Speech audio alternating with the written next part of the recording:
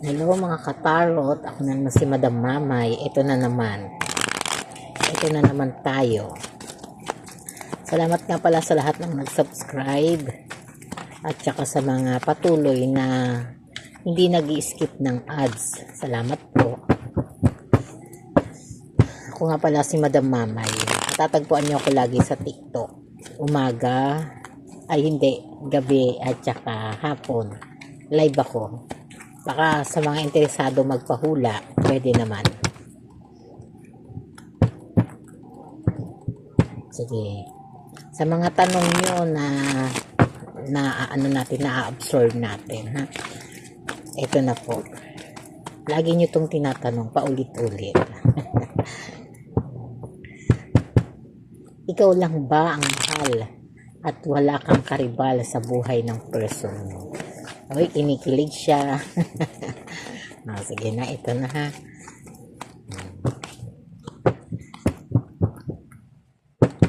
Ikaw lang ba ang mahal at wala kang karibal sa buhay ng person mo? Ito yung mga long-term relationship ha. Yung pa 6 month na pataas, no? Na talagang maganda yung communication. Maganda yung communication, may pagkakaintindihan, may pagkakaunawaan, parang nasusunod lagi yung plano. Pero may mga situation na talagang nagkakatampuhan pero nagbabalikan pa rin ha. Ikaw lang ba ang mahal at wala kang karibal sa buhay ng person mo? Para sa may mga long-term relationship, mga 6 month pataas, tapos nag-overthinking, no? Nag-overthinking ka na naman kung totoo ba yung pagmamahal ng person mo o wala kang ka-third party o other person. Ito na ha. Welcome to sa lahat ng gender. Kayo na lang po yung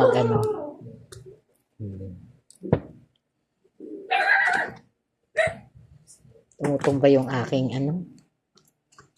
aking card, ang aking tatak. Ikaw lang ba ang mahal ng person mo at wala kang karibal sa buhay niyo?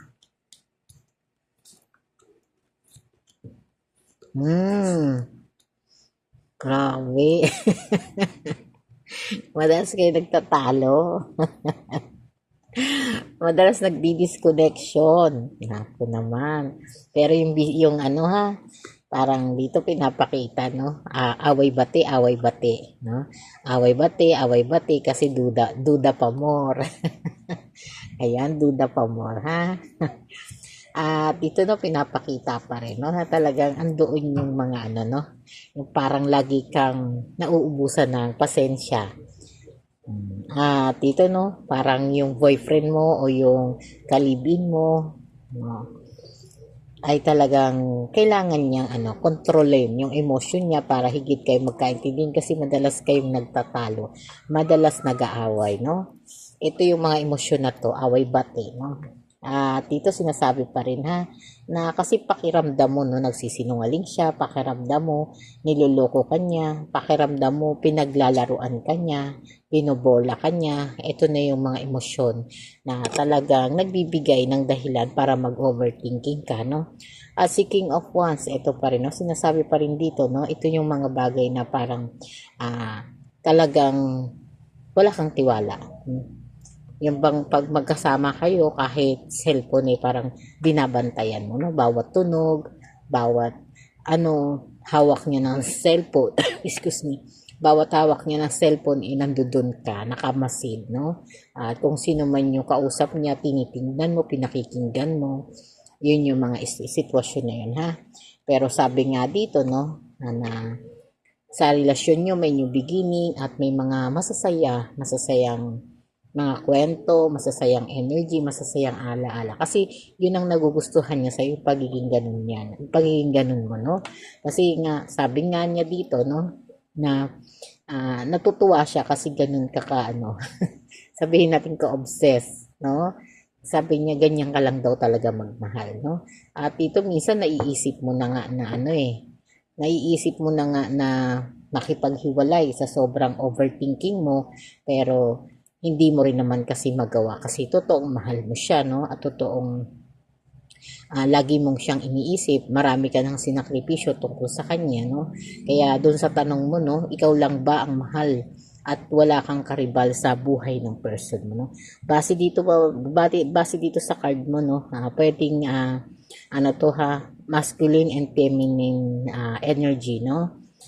Dito sinasabi pa rin na kahit madalas kayong nag-aaway, nagtatalo, nagtatampuhan, no? Pero naaayos naman 'yan, no? Mayroon kayong good communication, no? Kahit alam ng person mo na sobra kang overthinking at seloso, ay nandodoon yung pagmamahal mo, no? Tsaka yung pagiging tapat mo, kaya kaya naman kahit ganyan yung nagiging impact mo sa kanya, ay mahal ka nito, no? Ikaw lang. Wala kang karibal, wala kang kaagaw o walang third party na nangyayari sa buhay nyo, ha?